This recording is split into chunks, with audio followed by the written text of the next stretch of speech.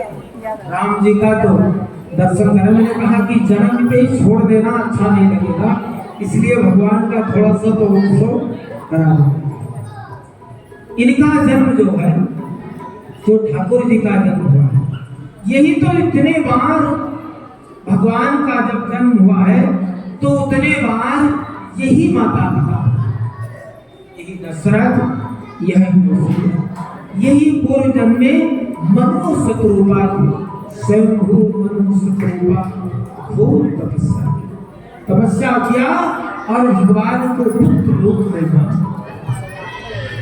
उन्होंने इस प्रकार मांगा कि देखा तो देखते ही मनमुग्ध हो गए और कहा अपने समान कहाँ लाऊंगा, कहाँ मिलेगा, इसलिए तुम्हारे यहाँ उधर श्राप लगा था। ऋषि उनको कई जन्मों का श्राप था, भगवान को आने का मार्ग नहीं था, इसलिए उन्होंने पुत्र रूप में कहा जब जब मेरा जन्म होगा और जब मैं संसार में आऊं तो आप मेरे यहाँ पुत्र बन कर आए।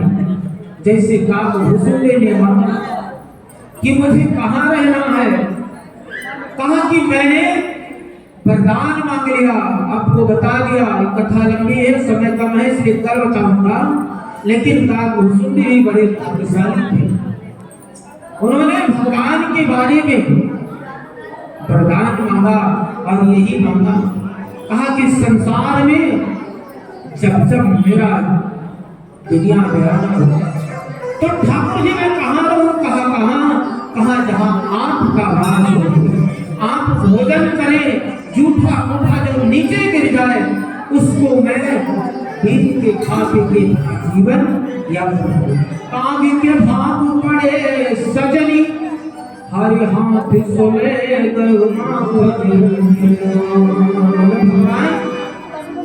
लेकर चलते थे तो काबुसुंदे महाराज के हाथ से छीनकर भाग जाते थे, फिर छीन लेते आगे पीछे भाग। कितना सुंदर जीवन, भगवान के सानिध्य में रहने का सौभाग्य जो सकते को प्राप्त हो। काव्य के भाग बड़े सुननी और हाथ सोले के भाग। इसलिए भगवान ने द्वापर में फिर कंस का अत्याचार हुआ, मथुरापुरी में इस प्रकार का अत्याचार बढ़ा कि आने जाने का मार्ग, सारा कार्य करने का मार्ग उसने लुप्त कर दिया। कोई ऐसी गति, कोई ऐसी बाधा, कोई ऐसी उत्पत्ति, इतना मथुरावासियों को परेशान किया, ब्रजवासियों के, कि कंस के अत्याचार से कंस डरते हो। कंस महाराज उग्रसेन के यहाँ पहले वो राजा थे, उन्हीं का भतीजा पुत्र है, उसने उन्हीं को राजा को बंदी बना लिया और अत्याचार करना शुरू कर दिया। जिसने राजा को बंदी बनाया, जो उसको पसंद नहीं थे, उसके अनुकूल नहीं थे, उनको सबको जेल में डाल दिया और उसके बाद खुद राजा बन गए। जिस दिन से कंस राजा बना उस दिन से धर्म समाप्त हो गया, सत्य का लोप हो गया, धर्म का शिष्टाचार को बंद कर दिया। उसने कहा सत्य की भाषा का प्रेम नहीं, धर्म नहीं सुनना चाहिए। जबकि संसार में कि धर्म न दूसरा सत्य समान, सत्य के समान इस ब्रह्मांड में कोई दूसरा धर्म नहीं, कोई दान नहीं, कोई कुछ नहीं। और अमूल्य से अमूल्य वस्तु ले जाओ, लेकिन संसार में कुछ नहीं। लेकिन फिर संसार में जीवन किस प्रकार होना चाहिए, परोपकारी, किसी के कार्य में आने वाला जीवन। परहित बस जिनके मन माही और जग दुर्लभ तिनको पछिना। अब परहित सहिस धर्म नहीं भाई, अब परहिया सम नहीं अधमाई। किसी के दर्द को ना जाने वो जीवन में इंसान कहलाने के लायक नहीं होता। अगर किसी के प्रति उसकी संवेदना नहीं है, वेदना नहीं है, कष्ट नहीं है, पराये दर्द को जाने उसे इंसान कहते हैं, जो गिरकर फिर संभल जाए उसे भगवान कहते हैं। संसार में अपने लिए तो सब कोई जीता है, अपने लिए तो पशु भी जीता है, लेकिन वो दूसरे के बारे में चिंतन नहीं करता। इसलिए मनुष्य का परोपकार सलाम में होता। श्लोक है कि परोपकार से जीवन परोपकारी होना चाहिए, शिष्टाचार से होना चाहिए, संयमित होना चाहिए, दूसरों के काम पे आना चाहिए, दूसरे के दर्द को उतारना चाहिए, जानना चाहिए। कंस में ऐसे कोई लक्षण नहीं थे, लेकिन अपनी बहन देवकी से बहुत प्रेम करता। कंस अपनी बहन देवकी से बहुत प्रेम करता। चारों तरफ मथुरा में उसके अत्याचारों की कथाएं, जैसे रावण का लंका में, उसी प्रकार कंस के मथुरा में अत्याचार के एक कांड रोज लिखे जाते। महात्मा लोग, ऋषि लोग, भगवान के भक्त लोग, सन्यासी लोग, संत लोग जो मिलते थे उनको बंद कर देता था, मार देता था। कंस के अत्याचारों से सारा ब्रजमंडल भयभीत था, पीड़ित था, क्योंकि कंस अत्याचार इस प्रकार नहीं करता था कि आपने कुछ अवगुण नहीं किया है तो न मारे, बिना अवगुण के मारता। आपने तिलक लगाया, मैं भगवान हूं, मेरा पूजन हो, इतने उत्पात। सारे देवता, मनुष्य, दानव, किन्नर, यहाँ तक पृथ्वी भी, पृथ्वी पे इतने ब्रह्मांड के लोग चलते हैं, लेकिन पृथ्वी को कभी भार नहीं लगता। पृथ्वी कभी भयभीत नहीं होती है, पृथ्वी कभी हिलती डुलती नहीं है कि मुझ पे ज्यादा भार होगा। लेकिन कंस और रावण चलते थे तो पृथ्वी त्राह त्राह चलती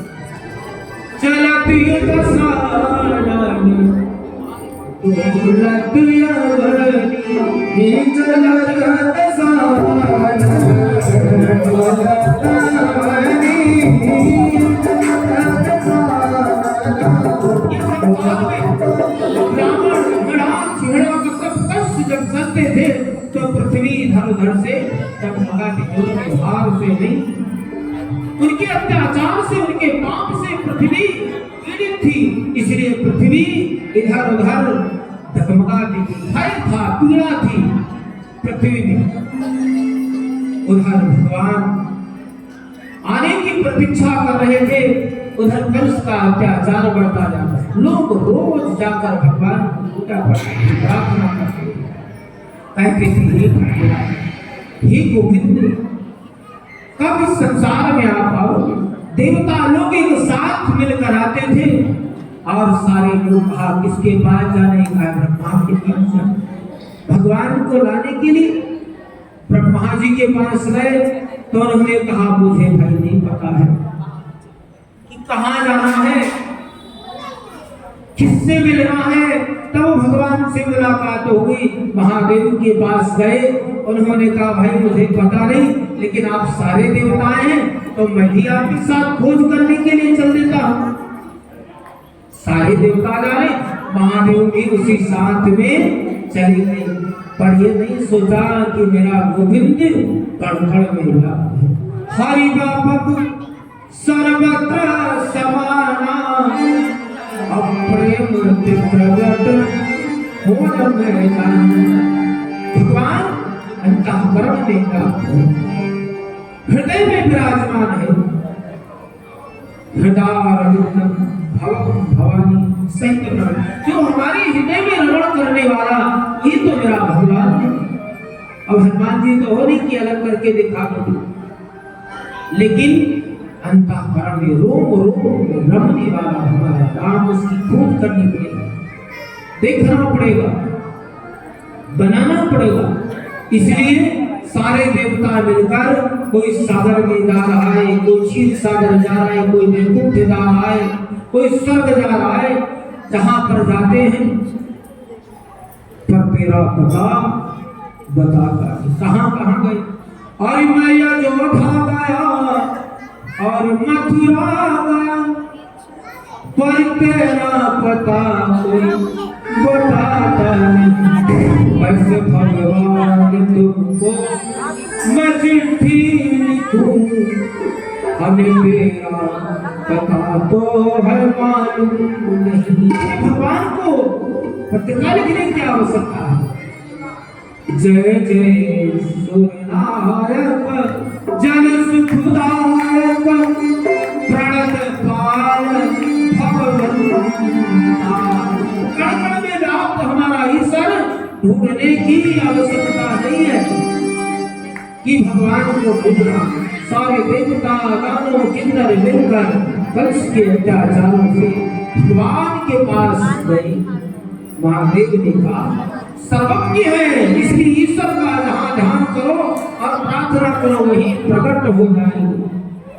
भगवान की सारे देवता एक जगह बैठकर ठाकुर जी का चिंतन करने लगे। हे प्रभु, हे गोविंद, आपको बुलाना है, आप कब आओगे? मेरे दुख दूर करो बनवारी। ये लोग बिना हमें भगवान से प्रार्थना करते थे कंस के अत्याचारों से कि हे गोविंद कब आओगे?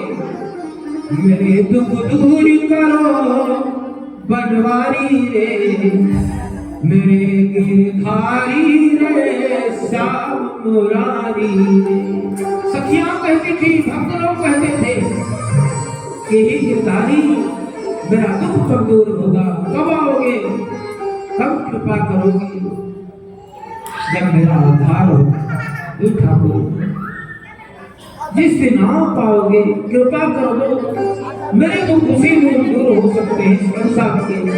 कंस के अत्याचार से मैं पीड़ित हो गई, भयभीत हो गई, अब मुझे संसार में सारे लोग परेशान, देवता परेशान, ऋषि मुनि परेशान। ऋषि मुनि लोग तो कमरा में छुपकर भगवान की पूजा प्रार्थना करते थे कि कंस कहीं ना पहुंच जाए। अगर कंस आ गया तो सबको मार भी डालेगा और सब लूट कर भी ले जाएगा। मरता था उसके बाद नष्ट करके सब जला देता था।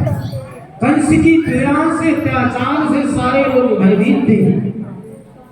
उसने सोचा कि कैसे मनाना, कैसे बुलाना। सारे भक्तगण लोग भगवत प्राप्ति के लिए, भगवान की चर्चा के लिए, ठाकुर जी के नाम के लिए, उनके अवतार के लिए जो जहां देखो वही प्रार्थना कर रहा है। देव ऋषि नारद इधर की बात उधर की बात करते, कंस को जाकर कहते हैं कि देवता आपको देखकर भयभीत हो रहे, लेकिन आपकी ईर्ष्या करते हैं।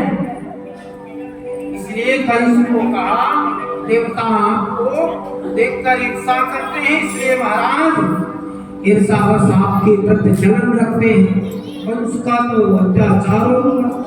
किसी ने बताया देवताओं ने ईर्ष्या किया, स्वर्ग पे उसने सीधे आक्रमण कर दिया। किसी ने बताया इंद्र ने आपका अपमान किया, उसके नाशों को छीन लिया। किसी ने बताया देवगुरु बृहस्पति आपको संतुलित होने के लिए कर रहे, उनको बंदी बना लिया। इतना अत्याचार की पृथ्वी से लेकर आकाश से पाताल सब तक उसका डंका बजता। जब कोई गलत काम करता है और उसमें उसको आनंद आता है तो और बढ़ता चला, गलत करता चला, वो सही कार्यों को छोड़ देता। वो सारे जो भी अच्छे कार्य कलाप हैं उन कार्यों को छोड़ देता है और गलत कार्यों को लोग समझाते थे, पर वो दुष्ट मानने वाला था। जिसने अपने बाप को बंदी बनाकर कारागृह में डाल दिया हो तो किसी के बात क्यों मान सकता? खुद राजा बन गया, संगत किया, उसको सही बात बताने वाला कोई नहीं था। धीरे धीरे वसुदेव की पत्नी देवकी उसकी बहन थी, सगी बहन नहीं थी देवकी, ये तो चचेरी बहन, लेकिन उससे प्रेम बहुत करता। चचेरी बहन होने की वजह से भी वो बहुत प्रेम करता था, देवकी से इतना प्रेम करता था कि प्रेम के बस देवकी जो कहती वही बात मान ले। धीरे धीरे देवकी बड़ी हुई, उसने विवाह की तैयारी की और बस देव जी को सुंदर वर के रूप में वरण किया।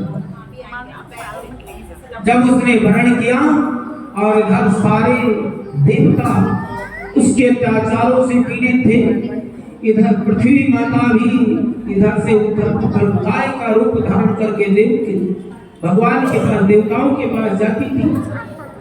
गोदी भेद देव हितकारी कृपा सिंधु भगवान से प्रार्थना करती थी कि हे गोविंद, हे ठाकुर जी, हे प्रभु, अब इस पापी का पतन करो, किस दिन आओगे?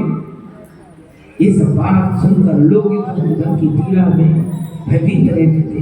कंस का अत्याचार बढ़ता सारे देवता उधर देवकी की विवाह की तैयारी किया। इतना सुंदर विवाह का आयोजन किया कंस ने। विवाह का जब आयोजन किया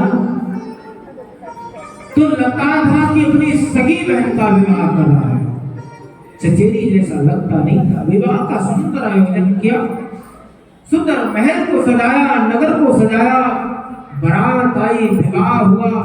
डोली में खुद कंस बैठाकर और देवकी को अपने साथ लेकर चला, अपने साथ लेकर चला। उस समय आकाशवाणी, हे कंस, जिस अपनी बहन देवकी को इतने सुंदर साज वस्त्र के साथ विदा कर रहा है, इसके 8वें संतान से तेरी मृत्यु होगी। आकाशवाणी सुनकर कंस ने रथ को रोक दिया। एक बार तो भयभीत हुआ और उसके बाद सोचा किसी मायावी ने हमारे साथ छल किया है, ऐसा हो नहीं सकता। मुझे संसार में कोई मारने वाला नहीं, ना मुझे कोई मार सकता है। कौन मार सकता है?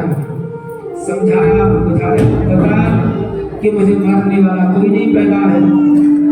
फिर दोबारा आकाशवाणी हुई, देवर्षि नारद आ गए।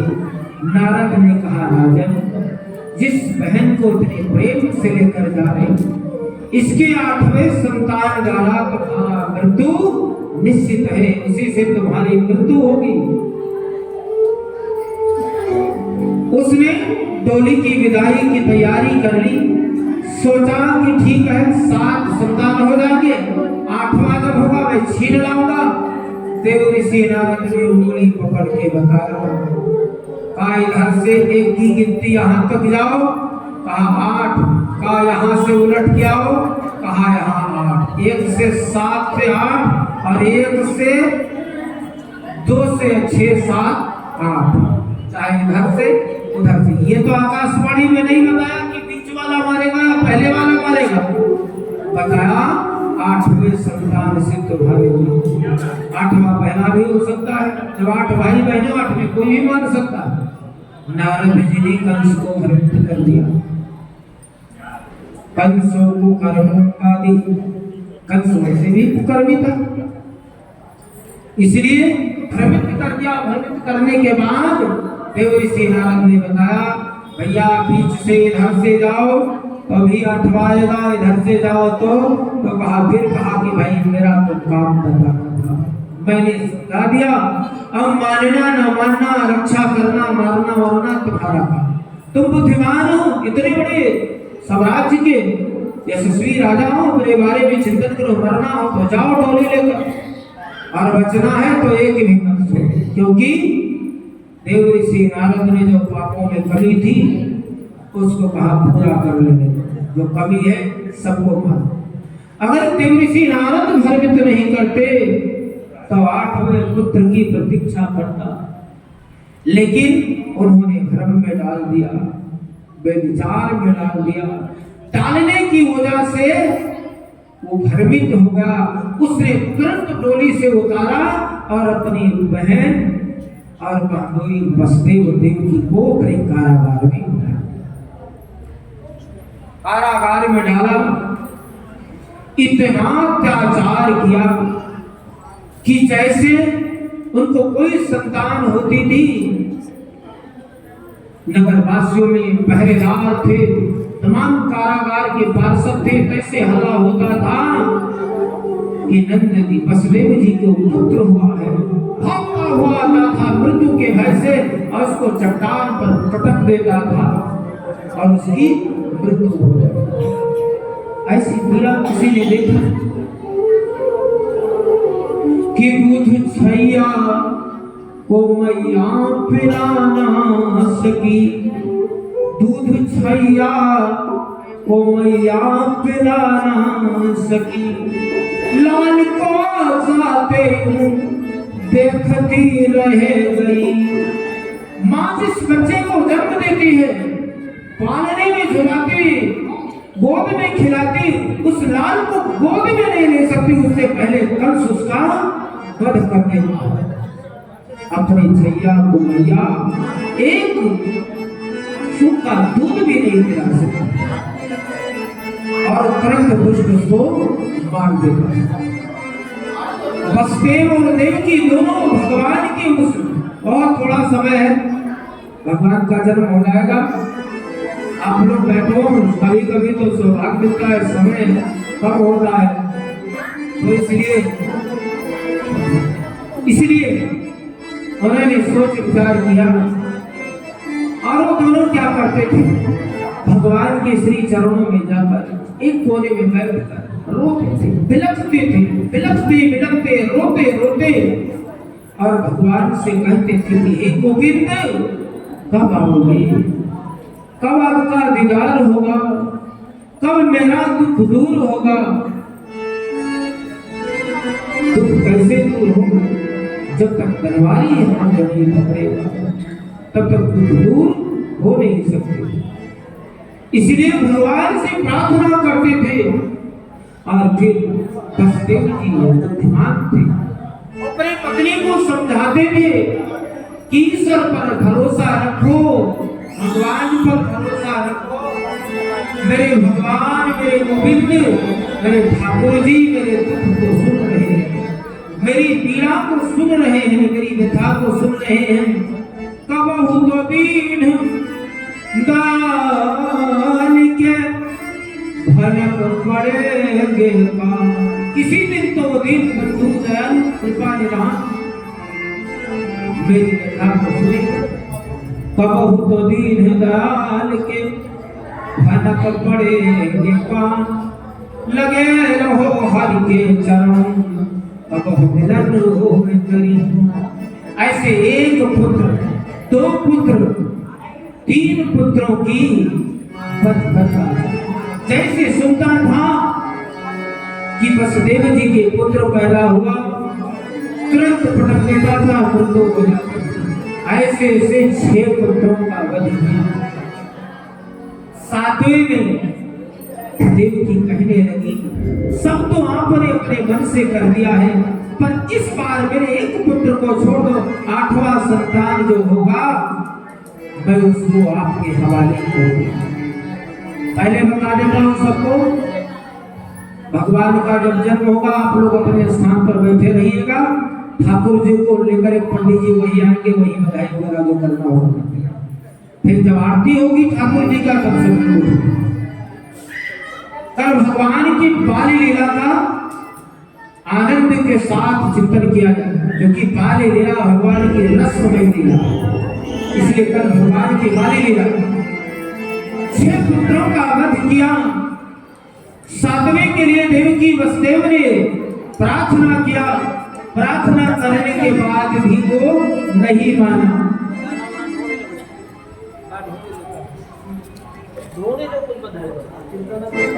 इसलिए उन्होंने कहा कि भाई एक तो छोड़ दो।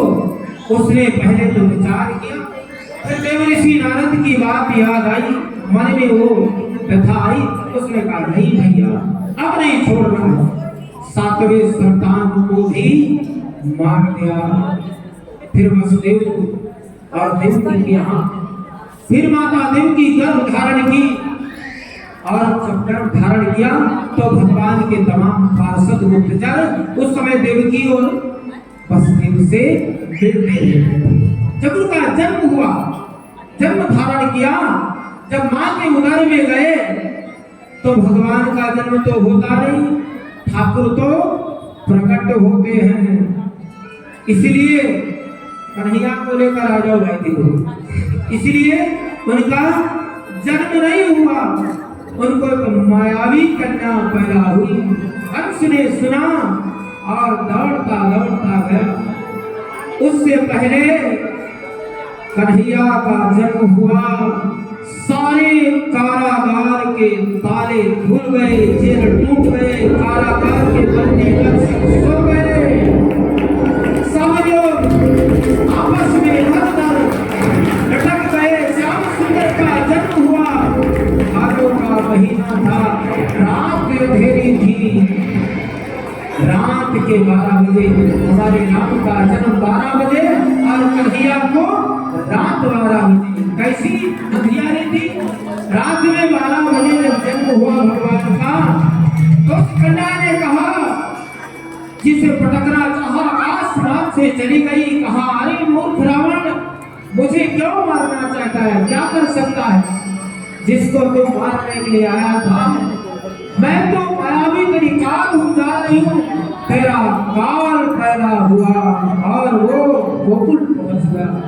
लेके वसुदेव मथुरा से गोकुल गए, लेके वसुदेव मथुरा से गोकुल जाना सब हो गया, वसुदेव मथुरा से गोकुल गए, तेरा गोकुल